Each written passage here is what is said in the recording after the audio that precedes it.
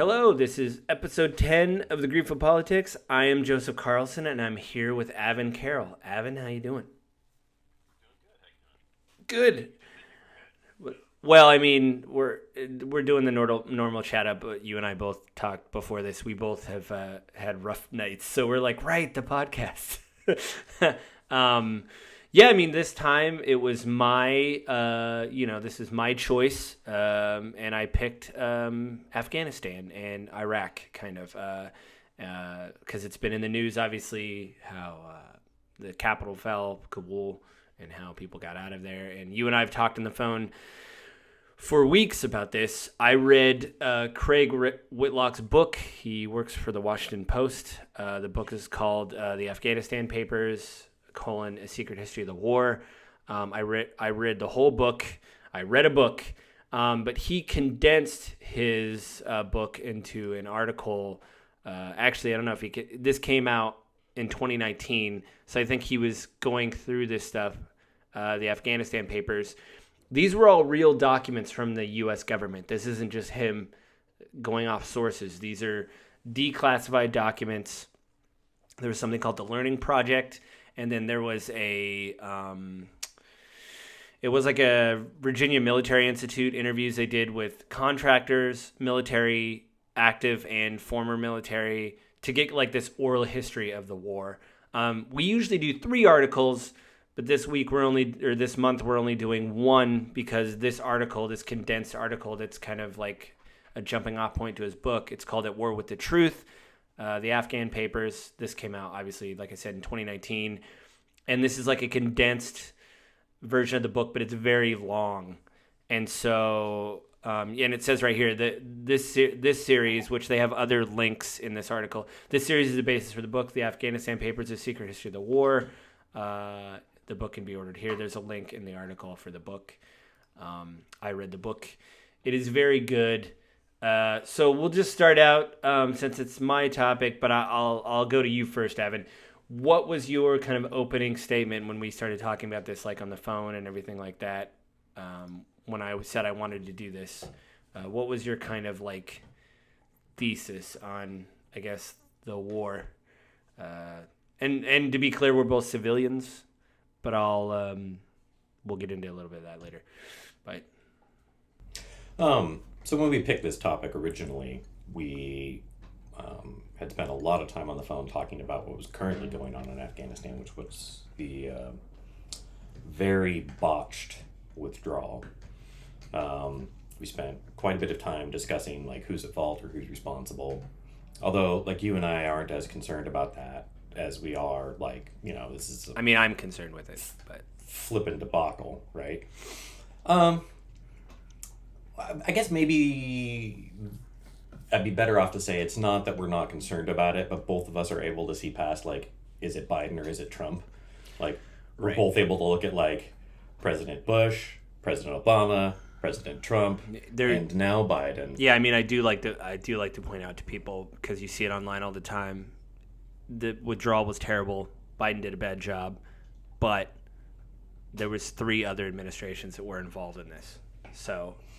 And there's 3 other administrations that have had their hand in this pie to just make it the absolute shit show that it was, right? Right. A good friend of mine I worked with years ago lost his brother in Afghanistan. I know many, many American soldiers have passed away in this conflict. This article talks through kind of the strategy changing, and it changed again, and different administrations had different goals or didn't even have any goals. They were just sort of there. Well, I mean, to be clear, what I got out of the book and what people have been talking about it in the issue, sorry to interrupt your point, but you're fine. The idea is that we were afraid after 9/11. Mm-hmm. We were so afraid that this is what Bush decided to go to Afghanistan, which right there is a problem, because the attackers were, that I remember, they were either Pakistani or Saudi, right? And so we didn't know, when the more and more you read about this article, we didn't know really anything about Afghanistan, its people, its culture. We didn't understand about their economy. We knew very little. I don't like to agree with Bill Maher, but he had a good point that like these attacks could have been planned anywhere. It didn't matter, where these terrorists planned the hijacking of the planes. They could have done it in Germany, which apparently they did. I remember reading the 9/11 report. It's all a haze because it's very technical, but like they weren't in Afghanistan when they planned this stuff. They talked initially about doing something like this, but they were in different things getting trained. The long and the short of it is each administration basically just repeated the mistakes of the past administration.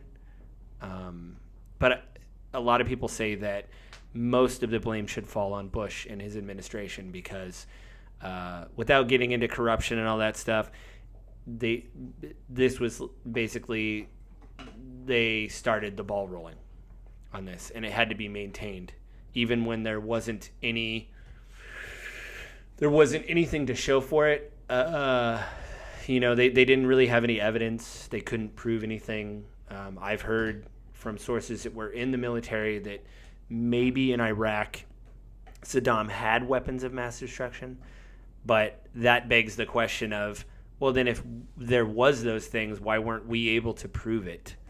And things like that. Because we all know that was a sham. There's been several documentaries about, we went to Iraq for some reason. And in the book, they point out that the moment we invaded Iraq, Afghanistan literally was put on the back burner, that they started getting less supplies because it was all going to Iraq. And they said the military leaders started lying and saying, oh, yeah, we're going to use it for Iraq, but they would get it to Afghanistan or whatever because they, it was just ridiculous. And the amount of money that we were burning over there is truly astronomical, like billions of dollars over 20 years. But sorry, I interrupted your point because I know on the phone that you talked about, we still should have been there. We still should have stayed. So we were talking about the withdrawal from Afghanistan and how that all went down and how ugly it was and kind of who's responsible for it. And I would definitely say, like, hey, if you're going to point a finger, right, like the person who put us there in the first place is probably the one who's ultimately responsible for everything that happened after it, to a degree. Yeah, right? There's a lot of talk on the left right now about rehabilitation and how we rehabilitate people, and the fact that George Bush is trying to be seen as this really kooky grandpa right now.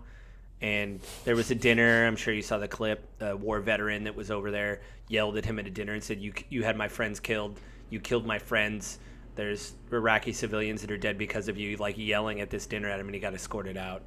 This idea that, like, we love to rehabilitate people in this country, and the idea that George Bush did so many terrible things, and then it's like, oh, but he paints, and he's doing this fundraiser. I mean, let's be fair on that, too, though, right? Like, that's liberal media painting a conservative in a bad way. Conservative media does the same thing. No, right? Like, yeah, but I mean, the that's exact same accusation against Obama and some of the cruise missile strikes. Oh, and they do. They in that book they go over the drone strikes, which in this book they do, but I'm talking in that media thing about painting Bush as kooky grandpa, right? Like Obama doesn't get painted as kooky Obama. Well, he's the saint. That's what everyone wants to go back to. I will say Obama's not old enough yet. Like when he starts having grandkids and gets old enough, there is talk on the left about the drone strikes that are still happening, and it was just in the news a month ago that they killed 10 family members, and the military commander had to apologize.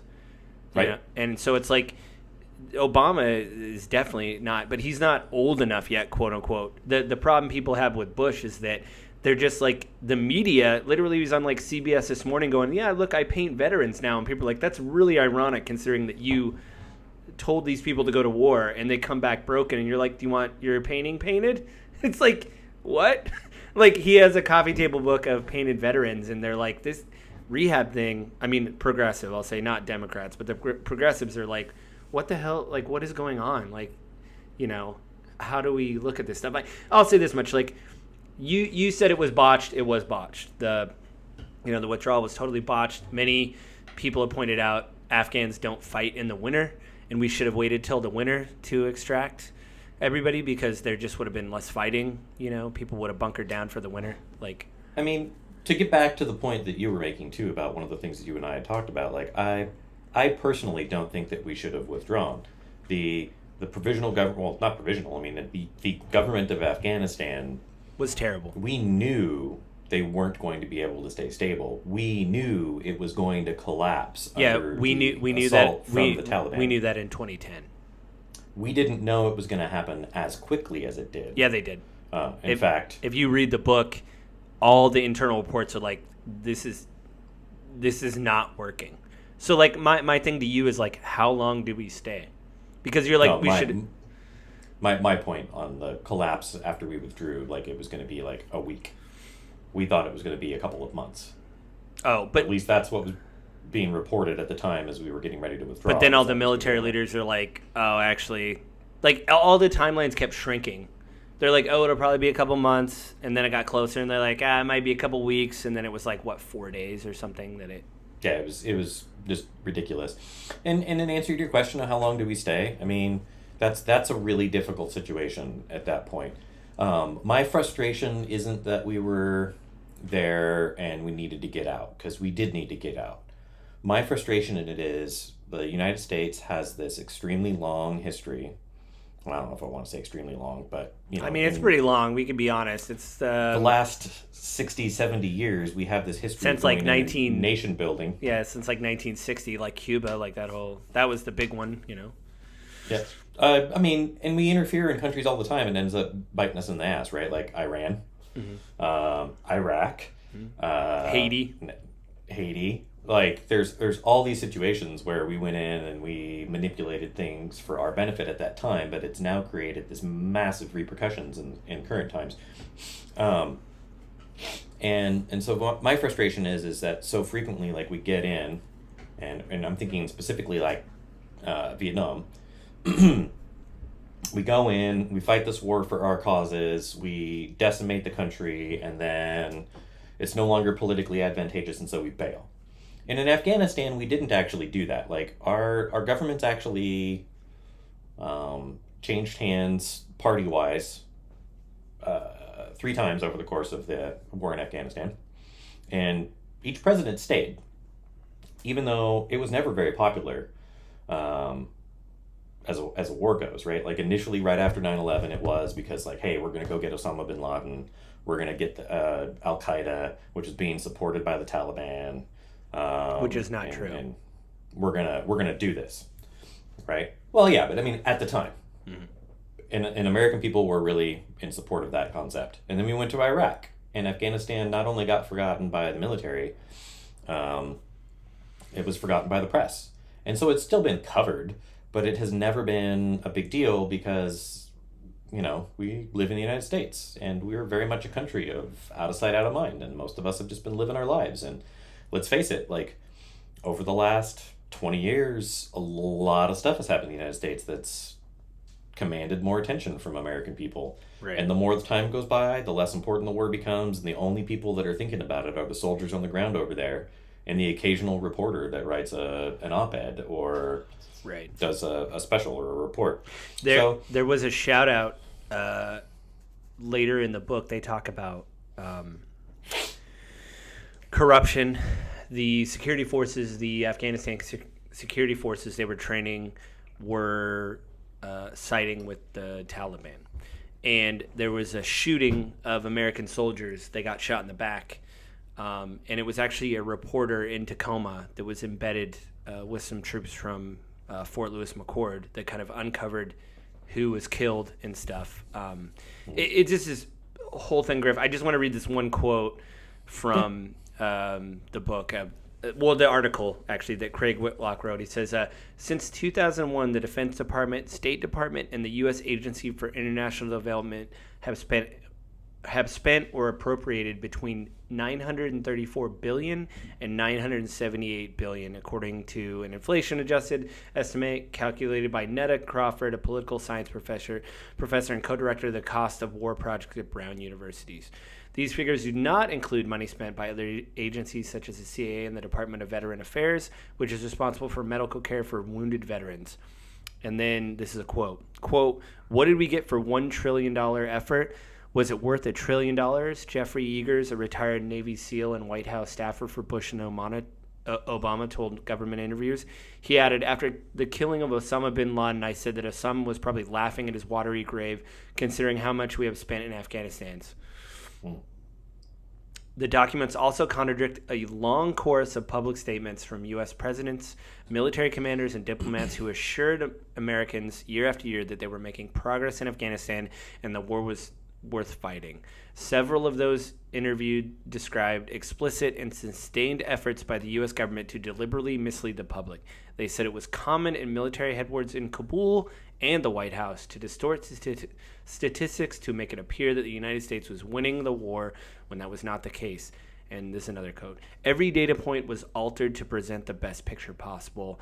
Bob Crowley, an Army colonel who served as a senior counterinsurgency advisor to U.S. military commanders in 2013 and 2014, told government interviewers surveys, for instance, were totally unreliable, but reinforced that everything we were doing was right, and we became a self-licking ice cream cone. So we knew, so that's, I guess my question is, how long do we stay? And I think, even as you're talking, right, I'm thinking to myself, how long do we stay? What would be the right amount? And I think the bigger, kind of broader question is what was our goal, right? You're talking about, we kept saying we're winning the war, but our objective in Afghanistan was to, rout the Taliban because they were helping Al-Qaeda, and now we know better. Right. And we wanted to get Osama bin Laden because Osama bin Laden was hiding in Afghanistan. And they were protecting him. And they thought he was in Pakistan, and there was conflicting reports. A lot of people said that's where he is early on, and then a lot of people were like, he's not there yet. This is very early in the war. Yeah. And so ultimately, we got Osama bin Laden. Why did we end up staying in Afghanistan? Well, I think there's a whole bunch of possible reasons for it, but ultimately, what defines a victory? What defines a win? Right. In Afghanistan? Because our objectives kept changing. Or we didn't have them. But as an American citizen, what was our objective in Afghanistan after we got Osama bin Laden? Right. So, to that point, we probably should have pulled out in way earlier, 2008. Well, the one thing I forgot to write down, which I'm going to do a quick search, is I don't remember when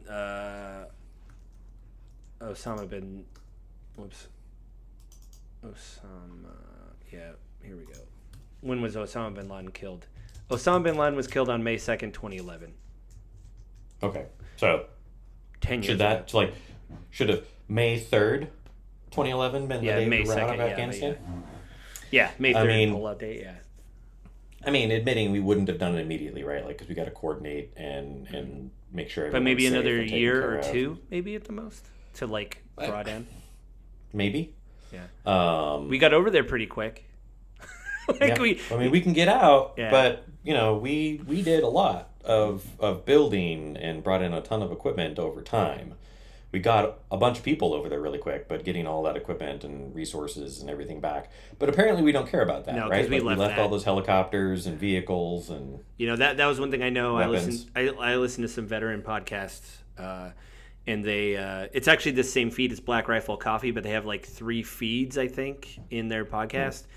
I listen to them. I do enjoy. I don't obviously agree with them politically. They do talk a lot about creativity and stuff, but they have one feed in there called the Medevac podcast, which I really like. It's either corpsmen that were medics or people that have been wounded in battle. A lot of amputees. They have doctors. That's one thing that angered them was that we left so much over there that now the Taliban is using. Well, supposedly, according to the government, it was all disabled before we left. Mm-hmm, mm-hmm. But, why did we have to? Why didn't we just delay our withdrawal and get all of our equipment out? Yeah. No, again, Like, I'm not. That's one thing I don't like about the book. But obviously, this guy's got to stop the book somewhere and publish it. He just got into the Biden administration before the book ends, and so you just have this thing of Biden going, yeah, like the statement Biden made about pulling out, and that's kind of the end of the book. it, and we've known for months and months and months and months, right? Like, so where Biden's getting a lot of flack is because, like, okay, fine, blame Trump, like he's the one that set the date, whatever. Blame Trump for not doing anything in Afghanistan. I mean, Obama didn't, and I mean, you could argue that Bush did his job and Obama finished it by getting Osama bin Laden. Right, but that's a big spread. That's 2001 to or 2002, 2011. yeah, to 2011. So that's a Right. 10-year spread of. But again, you could argue that they were doing their job there, right? You could, Obviously, you could make that argument, yeah. I don't. I mean, again, this has been such a back burner thing for so long, and the withdrawal brought all of Afghanistan forward again. And I really appreciate that this article was written, that these papers were exposed. They're still, I think if you read deep in the article, they're still in a court case to get more of these documents. This is only part of the documents that were released through the Information Act or whatever. Right. And, I think it's a great thing that Craig Whitlock went out and dug into this, right? Like, I'm a big fan of government accountability on both sides of the aisle. We need to hold our government accountable. The American people, in my opinion, do not do a very good job of holding our politicians accountable. We have this very much short-term, like, amnesia. Like, we just forget that our politicians are self-serving assholes every election cycle and vote in the exact same you people want to that get we were reelected. cursing. It's not about governance; it's about reelection, is what it is. Right. Well, and it's And money. Power and money.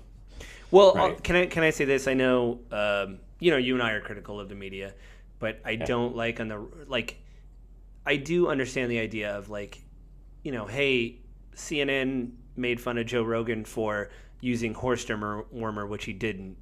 That's wrong. He was using a prescription that a doctor prescribed in. Is it good? We don't know yet. But the media makes mistakes. But when everybody rips on the mainstream media, I look at pieces like this, where this guy for years researched this. They were involved in a court case to get these papers, and he's reading these interviews like this is journalism. This is like the Daily Wire isn't going to do this, and I don't mean politically they're not going to do this. I mean they're not going to have the bandwidth and time to pay someone years to construct this piece and corroborate it. Like that's not happening even on the people I listen to on the left. Sam Cedar on the Majority Report, the Minority, whatever. They don't have the bandwidth to do this. So when people complain about the media and the mainstream media, I'm like, well, what about this book? What about people that are there every day reading these things and constructing? Like this book is grouped into years. So he had to construct a timeline through years, and if you read it, this happened on this date, and then months later this happened, and then maybe he'll do a quick aside where he'll say, well, we got to kind of go back to this. But it is like to craft this took obviously years, and I hate it when it happens more on the right and the left. I mean, it does happen on the left, but the right is really down with the MSM and all this stuff, and I'm like, but like what, like what is Dave Shapiro doing in a show complaining about Biden's pullout? Like he doesn't have the bandwidth to go over like this whole picture for 2 years. Like there's just not the money in it. Like it's exactly what's happening in content creation. They're chasing subscribers. They need to get stuff out as quickly as possible to get those numbers up. I mean, it could be a long tangent, but I mean, I really do want to push you on this, like, because you kept saying on the phone, several phone calls, like, well, we should have stayed. It's like, well, what were we doing that we needed to stay? You know what I mean? Like, what was the, you read this article in this book over and over again. We did not have a plan. And so, Nope.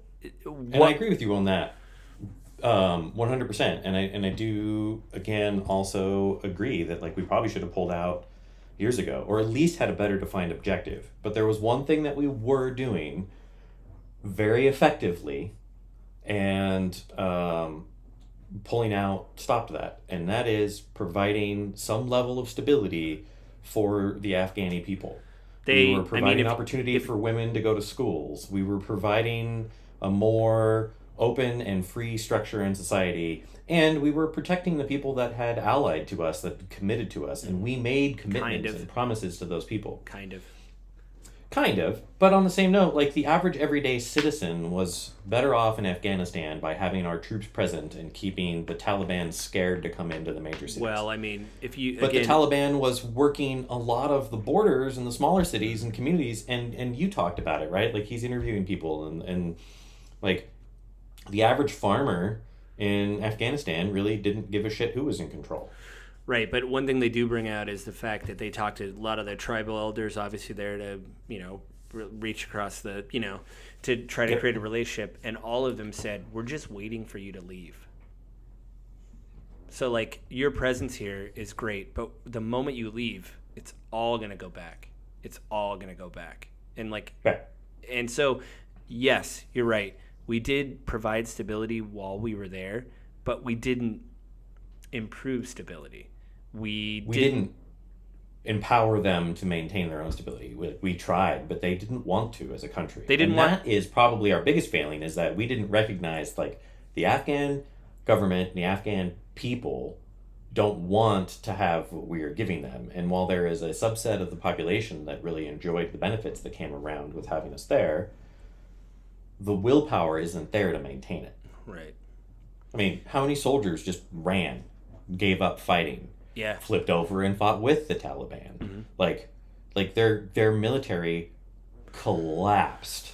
Yeah, I mean, in my opinion, like, again, I'm not harping on you, but I'm saying to everybody that says we should have stayed, what was the goal and how long? Because we're already at the 20-year mark and we pulled out. How many more years, how much more money, and how many more lives? And not only Iraqi civilians, but American soldiers. Like Afghani civilians. Yeah, again, listening to Black Rifle, I don't always agree with them, but it is listening to them, you ask people to give their life for a cause. I saw an interview in Vice with veterans that came back, and they said, I'm going to tell my kid not to join the military. Fox News actually just this week reported that the military is reporting an uptick in suicides in the Army, and that's on Fox News. So I was blown away that Fox News, like, that came to my feed. I was like, whoa. The thing is, like, this is another way that erodes trust in another governmental body, and this idea that in the book, the military leaders kind of knew everything was failing, but they had to keep a bold face. So they go in front of the Senate or Congress or whatever committee they had to go in front of. They'd say, yeah, it's going great. And the thing is, it wasn't. And many senators, whoever they were, called them out and said, we've heard this before for years. And, it's this idea, too. I read an article. I couldn't find it. Otherwise, I was going to send it. It's very quick. But it's basically like the military is not infallible. And we can't look to them to just tell us everything we need to. We just trust them as civilians. We're like, well, you're telling us that everything is fine, and you obviously fight for a living. We've trained you to do what we want, so we're just going to absolve any kind of. But, like, I think Biden's made some poor choices in the military cabinet, but he does have a civilian that used to serve in the military. I forget the man's name, but he's now. They had to sign a waiver for him because you have to be out for 7 years to be part of the Armed Service Committee or whatever.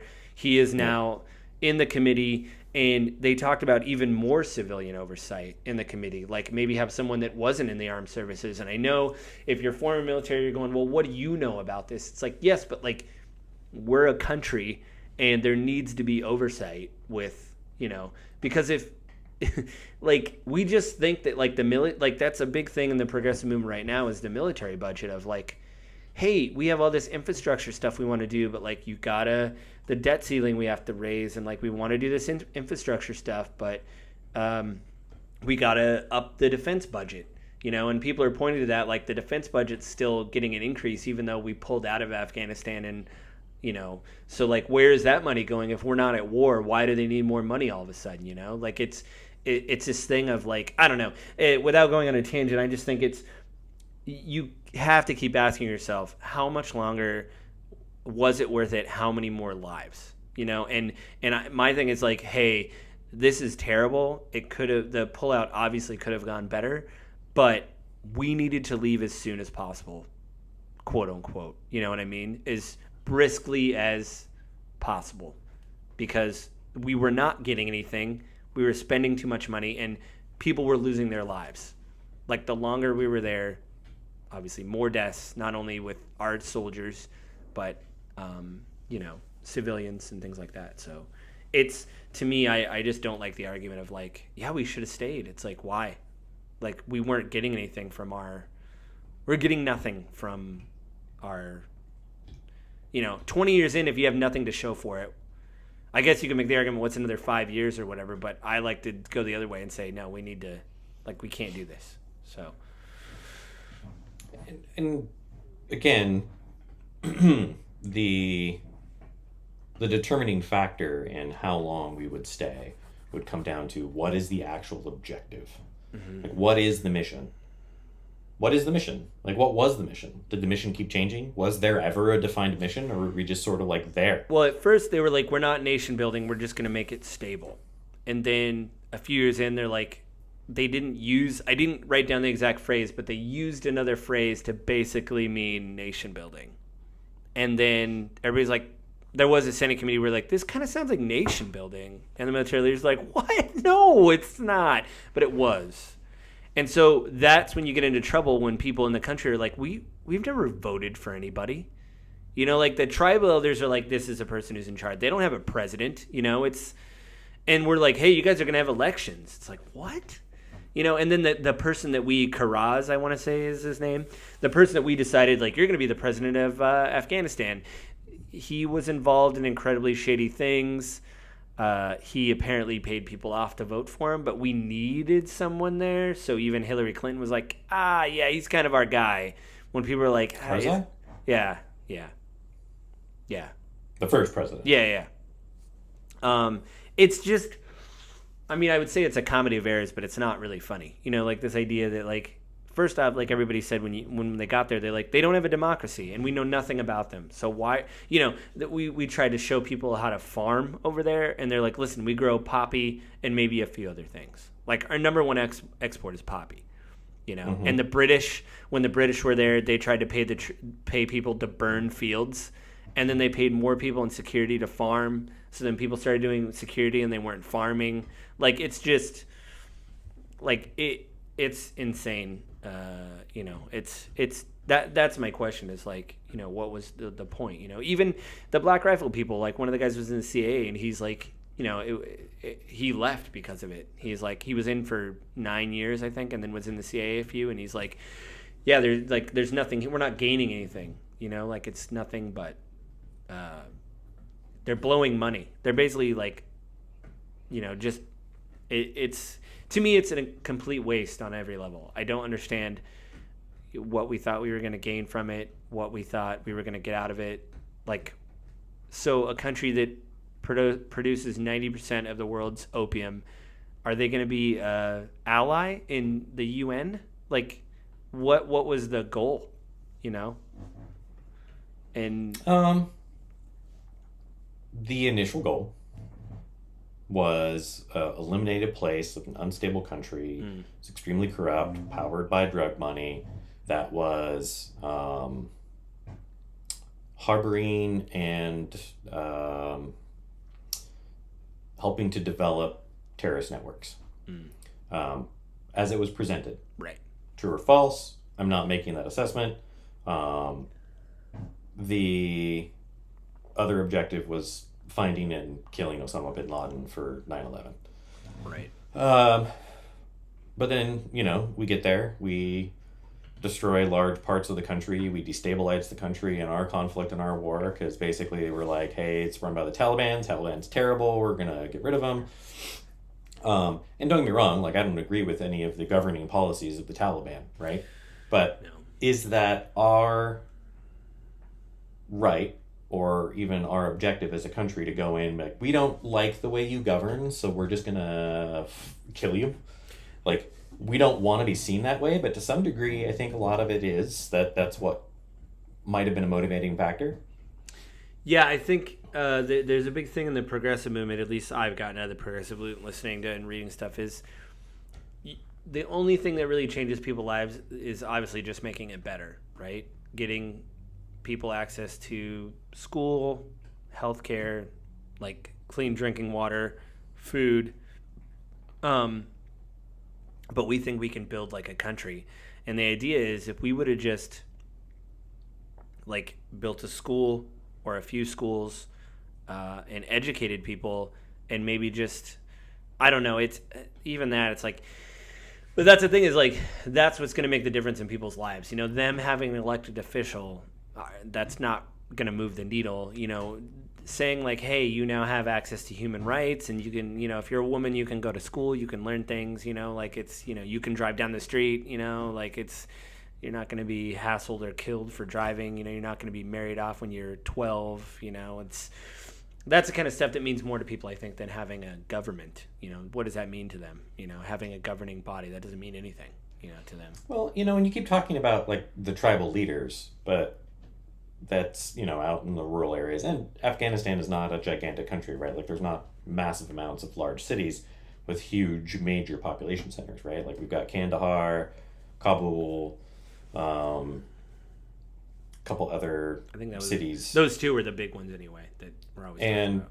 And in those areas, I think those are the areas where they had the most noticeable difference in the daily lives of the Afghani people. Right. When you get out into the farm country and the rural country and agricultural population of Afghanistan, they probably had very little difference that they actually noticed other than, helicopters and jets and Humvees and caravans driving around and gunfire and fighting between whatever Taliban and Americans. Yeah. The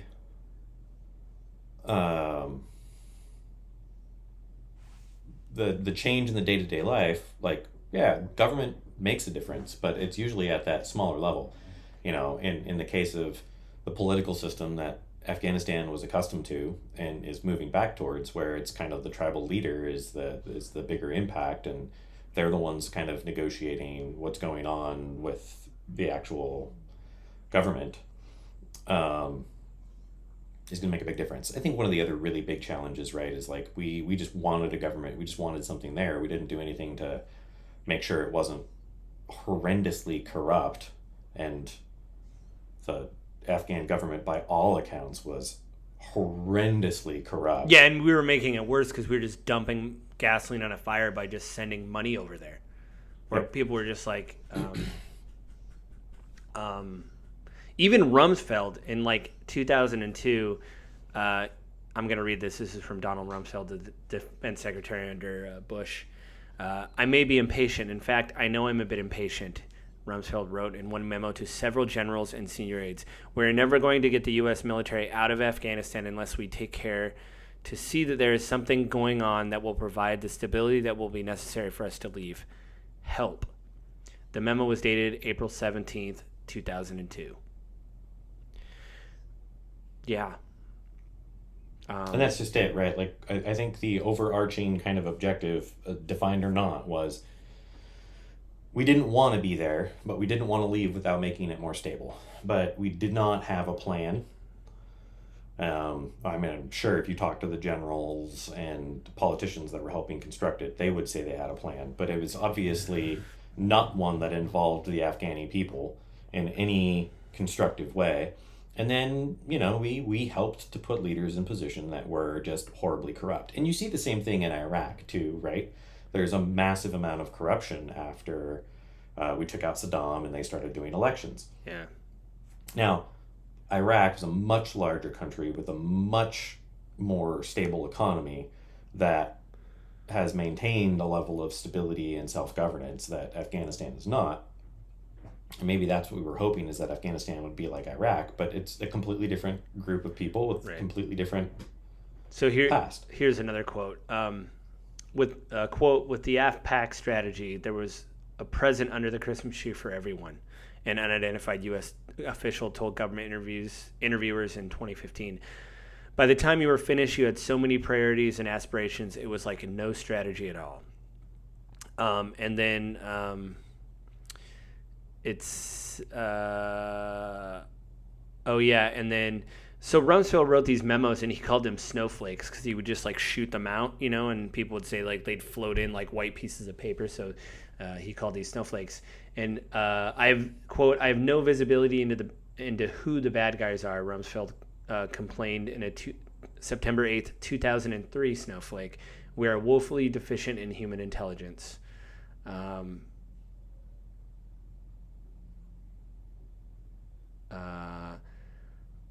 Yeah, they're basically talking about how the president's failed. The United States has allocated more than $133 billion to build up Afghanistan, more than it spent adjusted for inflation to revive the whole of Western Europe with the Marshall Plan after World War II. And then Wow. there's another quote here. Our policy was to create a strong central government, which was idiotic because Afghanistan does not have a history of a strong central government. An unidentified former State Department official told government interviews in 2015. The time frame for creating a strong central government is 100 years, which we didn't have.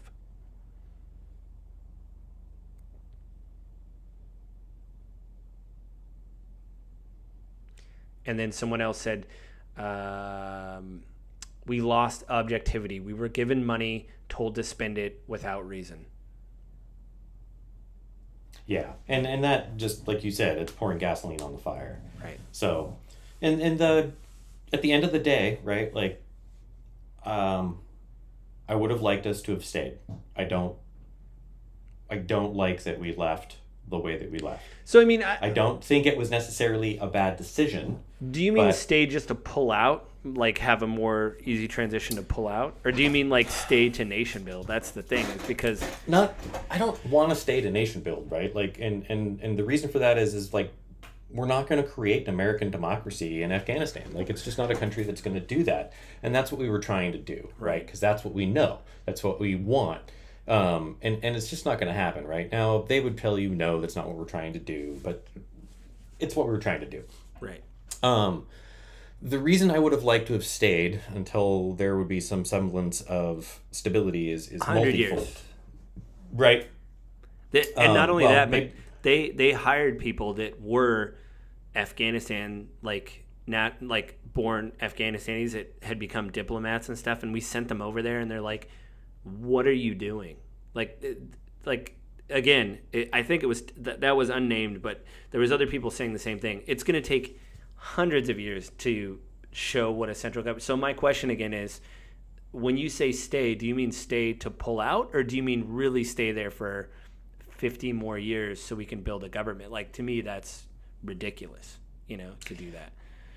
My concern, so I'll give you a little bit more broad. So we withdraw from Afghanistan. Mm-hmm. Thousands of Afghanis that were not able to escape are being executed, arrested, tortured. I mean, that's happening now. Right now, that's what I'm saying. Thousands of them. Yeah. Like that's the price that we pay, right? Like, there is a huge human toll in pulling out. Mm-hmm. Now, there's a couple different things we could have done. One, we could have basically said, like, hey, we're leaving.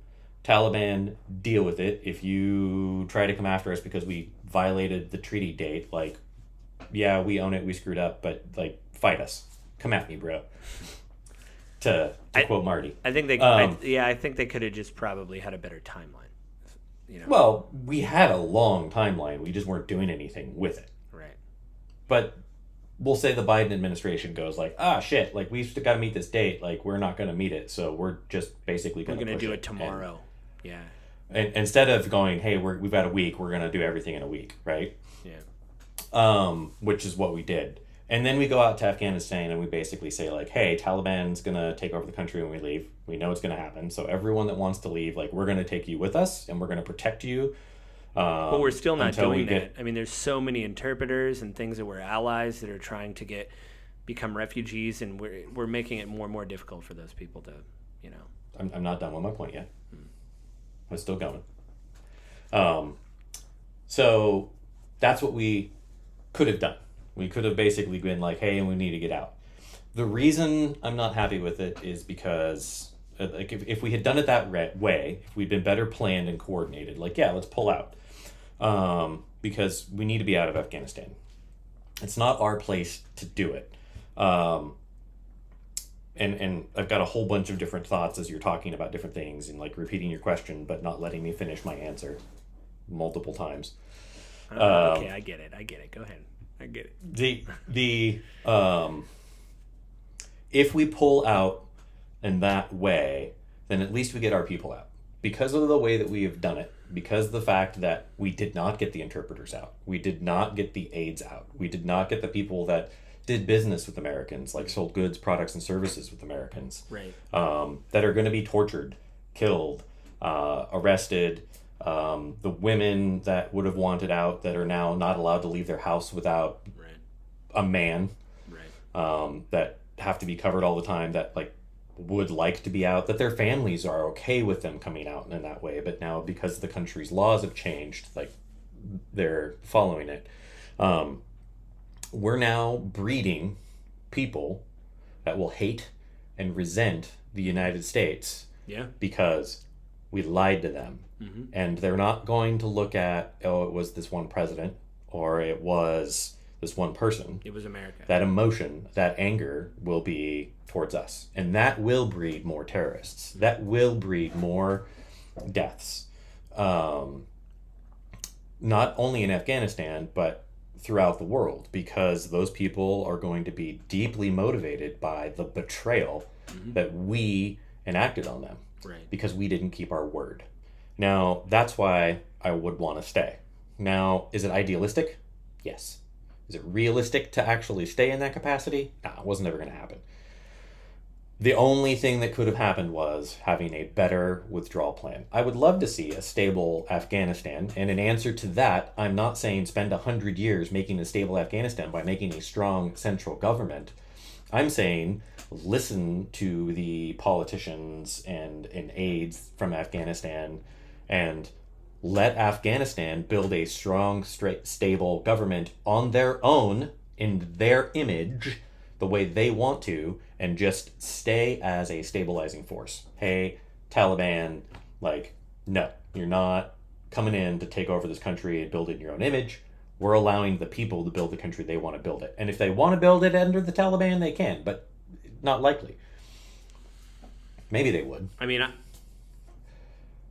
my sense is of the Taliban that the Afghani people are like, we don't really care what government we have. Like, we're more concerned with growing our crops, selling our crops, and feeding our families than what government is in power, because that doesn't really have a lot of influence in our day-to-day life. Like, what does the government have to do, as you've said? So my opinion of it is the Taliban just really wants to be the broker in the middle of the money so they can continue to fund their own power and their own theological government, theocracy. If we allowed the Afghani people to build their own government and their own image without us having our hand in the pie, and we can't help that. You know that as well as I do. We can't do that. Again, I'm being an ideologue. Like, this would be the dream world where we're like, hey, we're just going to be a stabilizing force here. But like, why does it have to be us? Why can't the UN step in and say, hey, wait, this isn't the U.S., this is the UN, and, you know, a stabilized Afghanistan would help, you know, with it benefits the whole world. Yeah, you know. Benefits the whole world. But why won't the UN do it? Because the UN is spineless and powerless. I mean, we pay for most of the UN. When was the UN ever effective in any way, shape, or form? They provide a place for people to get together and talk, which is good, and people will come and talk. But when has anything productive come out of the UN? I mean, that'll be another month topic, I think, for how productive the UN is. I mean, my thing is, like... For the rest of the world, actually, probably pretty good. I'm being cynical. Yeah, no, I understand everything you're saying. You know, and again, this is more of an idealized sentiment. But because, in my opinion, you're looking at a 20-year track record, like, nothing has changed. Or we didn't do it. So then we need to go. Like, we had 20 years. You have nothing to show for it. Go. You know what I mean? Like, so this idea of, like, well, we should have stayed. Like, like you've obviously described your position. But I hear other people say that when I talk about it. We should have stayed. 20 years, man. 20 years. We had 20 years. Nothing. You want to say another 20? How many more people are you okay with dying? And I'm not just talking about, Are you okay with staying 100 and actually building a strong centralized government and completely changing the social, political, and cultural structure of Afghanistan? Right. And again, depending on how you fall just morally, maybe you don't care about people thousands of miles away from dying, but like there is U.S. troops there that are dying as well. Like it's not in a vacuum, so like, okay, are you okay with that? And then two, whenever we have a budgetary concern in the U.S., which money's fake anyway, but the idea that we got to raise the debt ceiling, or like we can't pass an infrastructure bill because we got to give that money to the military. It's like, son of a, like when, like what do you, but like you said, since everything's on the back burner and we really don't care about, unless we read about it in the paper, we really don't care about Afghanistan or anything like that, then we don't think about it, but I think that's getting back to the civilian part. If there was some kind of civilian oversight to say, whoa, how much are we spending and what are we actually getting from this money that we're doing here? Like we have bridges and infrastructure stuff we need to pay in the States. Like why are we, And look, if we own it, if we go in there, like, look, we are nation building. The world needs a stable Afghanistan. We're going to stay until it works. If that's our objective and we own it, like, one, we can actually do those things. But no American wants to be committed to nation building, so it's branding. Yeah, it makes us feel pretty bad with the right. Well, I mean, and for a lot of reasons. Basically, it's how imperialistic is that, right? Like we've moved away from that type of world. Well, we thought we did, but apparently we just waited some years, and like you said, we waited some time, and we're like, change the branding. Yeah, and we're nation building. It's not colonialism; it's nation building. If we're honest about what's actually going on, what's actually happening, if we're honest about the level of willpower we have to be committed to Afghanistan, like 100%, we needed to get out. We did it the wrong way, but we needed to get out. Yeah. Thousands of people have died or are going to die because we did it the wrong way. And they're not Americans, so what do we care, right? Yeah. And I'm being facetious in that. No, I know what you mean as an example of like, it's even more on the back burner because, yeah. We watched the videos of people like rushing the gates, holding on to the tires, holding on to airplanes as they're taking off and falling off because they're so desperate to get away from the Taliban and not wanting to live in the country in that regard. Can I just point out too one thing that bugged me? I'm glad some people did it. Some ex-military did it where they actually paid for planes to go over there and pick up people, which is great. Glenn Beck did, but one thing I think is really ironic about how he did is he only took Christians. Like he hired a plane and saved Christians, which I thought is a very un-Christian thing to do. To be like, are you Christian? Get on the plane. Are you not? Stay off. Like, wait a minute. Like that seems very weird. Anyway, there was a specific reason for it, and that is because the Taliban were hunting down and killing Christians. And so they're trying to get them out of the country. Well, I wonder, but I mean, still, if there's someone else that's like, hey, I'm not Christian, but I'm going to get shot. Can you put me on the plane? And they're like, I don't know. You don't really have a Bible on you or anything. And so, Right. Like, no, I understand that side of the argument. But I will also say that, like, the Taliban kill Christians for being It seems Christian, like they just kill people. They don't, like... anyone that disagrees with them, basically. Yeah. Like, if you don't agree with their viewpoints on government structure, how it should work, basically, if you have a dissenting opinion and you're willing to express that in any capacity, you're going to have a bad day. Yeah, I mean, that's my thing, is, like, it's just because it was so long, it almost was like, well, you guys wasted a massive opportunity, so we just need to literally try to move on, like have some kind of reconciliation and move on. Like there's no amount of time that we could spend there that is going to make it any better because we've already spent 20 years and we've already seen what's happened. All the money we've blown, all the I disagree with you on that. If we had the willpower to commit to an actual objective that was clear and defined and that like we actually followed through on that, I think that there is a timeline where it could get better. We just weren't going to do it. Yeah. And I mean, again, would the American public put up with the, like, if somebody, and plus it's hard too, like in the States, like we've talked about all the time, administrations changed and people get reelected. So like, how do you come up? Which was the point I was just about to make. And actually, ironically, this is the situation. But like, if we were China and we operated like China, we would accomplish what we want to accomplish. Oh. And what's happening? Afghanistan and China are shouldering up to each other. Yeah. And China will play the 100-year game because that's what China does. Yeah. Because that's what they've done. Yeah, for that might have thousands to be and another thousands of years. topic, is because Taiwan's in the news again, and it's really sad because I read all this kind of stuff when I was over there 20 years ago. It's like the same argument where I'm like, God, are they just republishing old papers? Because these are all the same arguments I've read.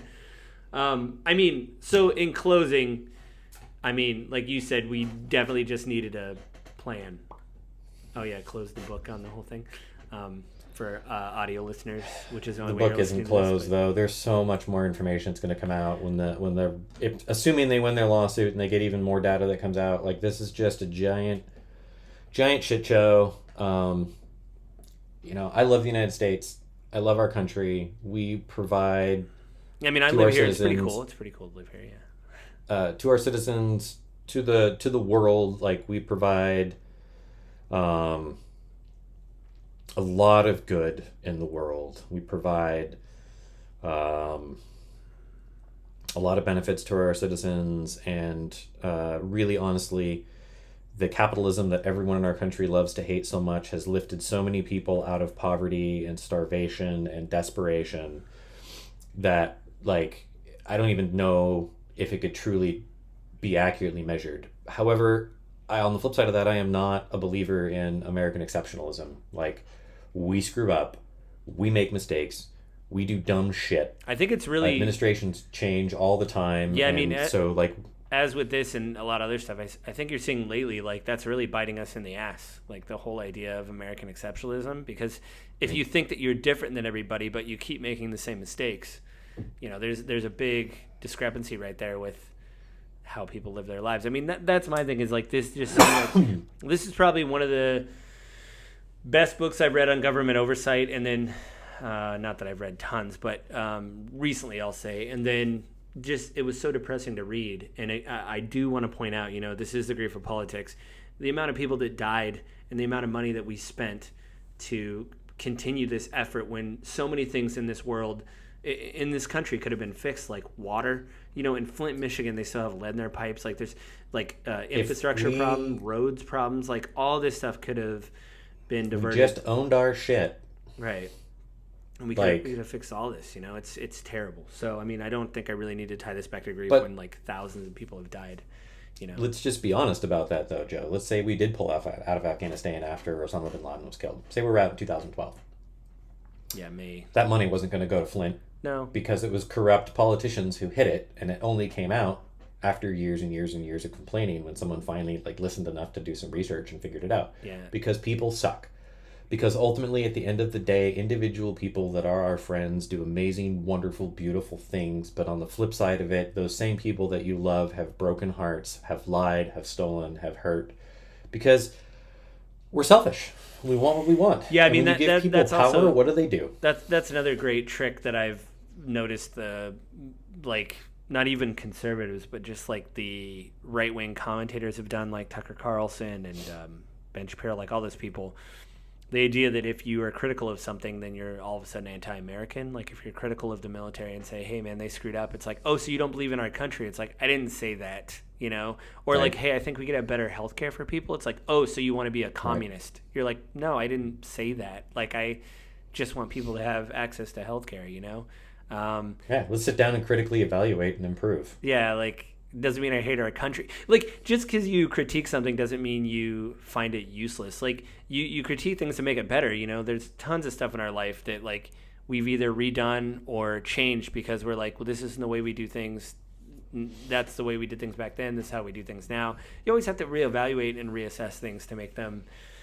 In pieces like this, like the eye-opening effect of seeing behind the curtain of what was actually going on in Afghanistan and the government, what level of information they had and knew versus what was actually done and said to us, and then done in actual action, you know, should really wake people up to remembering that, like, we the people are the power center in our country, and we allow our politicians to wield the power that we give them in ways that we don't agree with because we're too damn lazy, to read a book like this, to read an article like this, because we're too busy, because we're trying to, work 2 jobs to pay our bills. Mm-hmm. Oh, that's another episode. Right? Like we could go down that route. But the point I'm making on that is like, we as the American people have given sort of tacit approval to allow our government to do this kind of stuff, and it's only going to get better if we are actively involved in it. And part of that is being willing to be critical of the mistakes that we've made, without tearing the whole system down. And I do agree with you. There's a lot of conservative commentary that has this like, oh, well, like, you don't support the police, you're not a patriot. Well, no, like, this part of policing is wrong. Like, we need to fix this. Like, police are civil servants, and so very often they are heroes in what they do. I think police officers are some of the greatest unsung heroes in our country. We don't hear so many of the day-to-day stories of the good that they do, and we only see what they do bad. But we need to own when they do something there's bad. A bad cookie, and we need to fix the system when there's a broken process. Yeah. And I'm a very firm believer. I think the greatest transition in my life as a human being was the day I realized that I could own my mistakes and the things I did wrong and not hate myself and grow and move forward. Yeah. I mean, I just want to put it out there for if anybody's conservative that's listening to this, the 4 people. I actually didn't check the metrics last time or before we recorded, but the idea that you critique something doesn't make you inherently an enemy. Just because I don't think the police are perfect doesn't make me hate the police. I want the police to change. To be better. Yeah, just because I want people to have access to healthcare. And I just want to point out, I believe in government healthcare because it's working. Joe, you're a socialist. I know. Exactly. See, that's what the argument becomes. And it's like, listen, if every other country can figure it out, why can't we figure it out? Like, we're just like, well, it's just totally impossible to figure this out. It's like every other country has figured it out. Every other country hasn't figured it out. Look at their systems. They're all broken. They all have a major flaws. Well, good. Then we can look at all that data and go, what'll work for us? Like, nothing's perfect, but it's like, I think... Except Japan. No. Well, Japan's social medical program is cited as probably the best in the world. Well, but it's because of the Japanese culture. Oh yeah. Anyway, again, there's a grief of politics. This is episode 10. I don't think I need to tie this episode back to grief. Like I said, I mean, people died. We lost tons of money. And then me, which I don't know when it's going to happen, but I already talked to Avin about this, so I'll talk to everybody. And I'll actually probably talk to my therapist a little bit more. He has some strong thoughts. Like, he's obviously, I think, in his 70s. And I want to see if he'll be on the podcast because he's been talking a lot about what America means to him. And I want to see if he'll be on the podcast to talk about that because... I think it would be important to hear his perspective on how he feels things are going.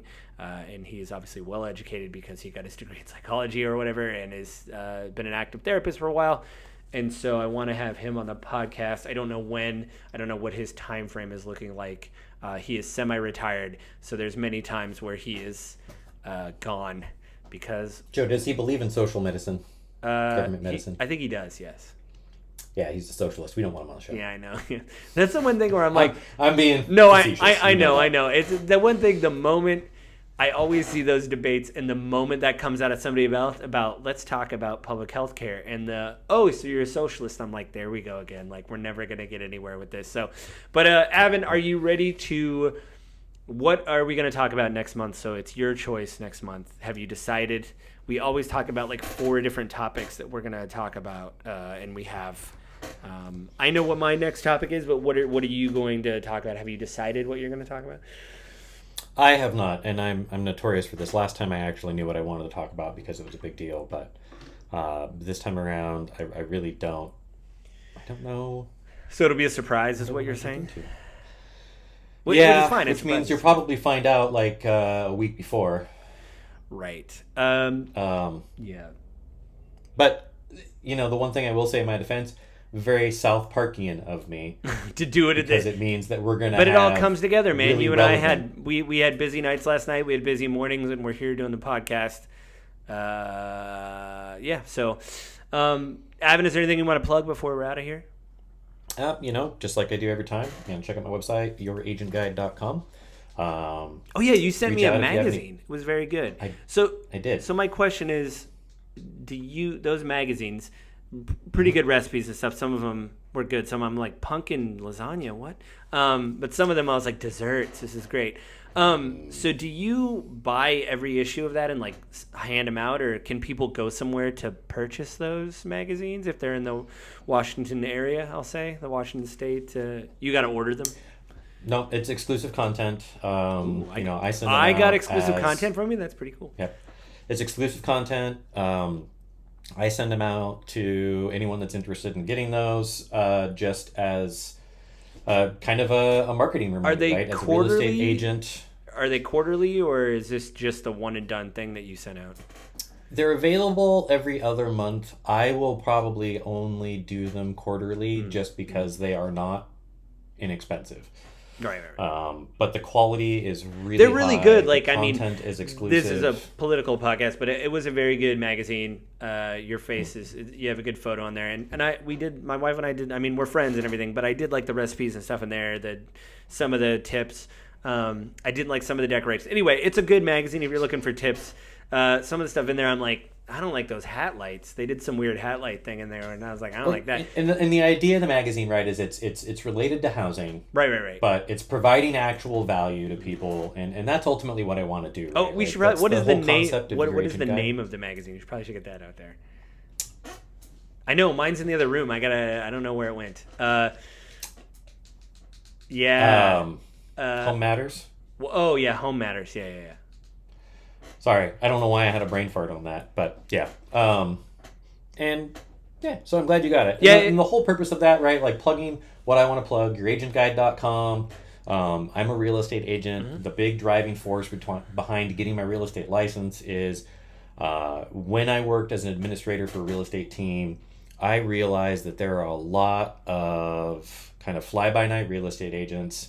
87% of agents fail in their first 5 years or less, which means that there is a massive amount of inexperienced, non-professional, uncommitted agents out there that people are working with, and they're leaving money on the table Plus, in every transaction as a we've buyer or talked seller, about and before. I just want to help people find that. Yeah, you want to find somebody that's good for you and your values and stuff. And, A good fit for you, that is a professional, that's going to stick around, that's committed to real estate as their profession, who knows your market, who knows the law, and will negotiate ferociously on your behalf.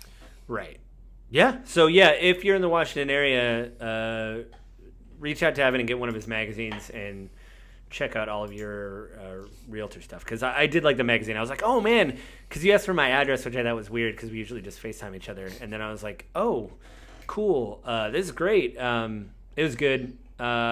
Yeah, I mean, as far as me, again, this is my second podcast. The other podcast, Gaming with Grief, with Joseph Carlson, that hits every Monday at 7 a.m.